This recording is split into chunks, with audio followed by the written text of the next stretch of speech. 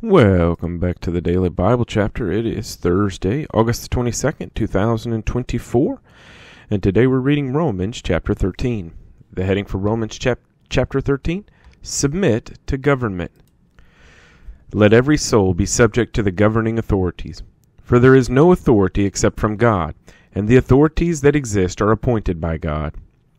Therefore whoever resists the authority resists the ordinance of God, and those who resist will bring judgment on themselves. For rulers are not a terror to good works, but to evil. Do you want to be unafraid of the authority? Do what is good, and you will have praise from the same. For he is God's minister to you for good. But if you do evil, be afraid. For he does not bear the sword in vain, for he is God's minister, an avenger to execute wrath on him who practices evil. Therefore you must be subject, not only because of wrath, but also for conscience' sake. For because of this you also pay taxes, for they are God's ministers attending continually to this very thing. Render therefore to all their due, taxes to whom taxes are due, customs to whom customs, fear to whom fear, honor to whom honor. Owe no one anything except to love one another. For he who loves another has fulfilled the law.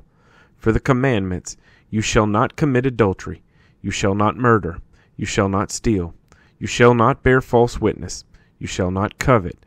And if there is any other commandment, are all summed up in this saying, namely, you shall love your neighbor as yourself. Love does no harm to a neighbor. Therefore love is the fulfillment of the law.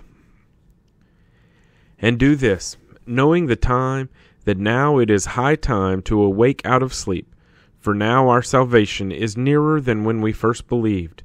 The night is far spent, the day is at hand.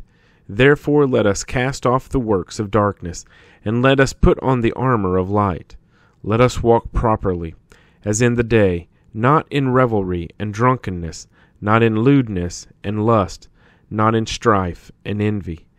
But put on the Lord Jesus Christ, and make no provision for the flesh to fulfill its lusts.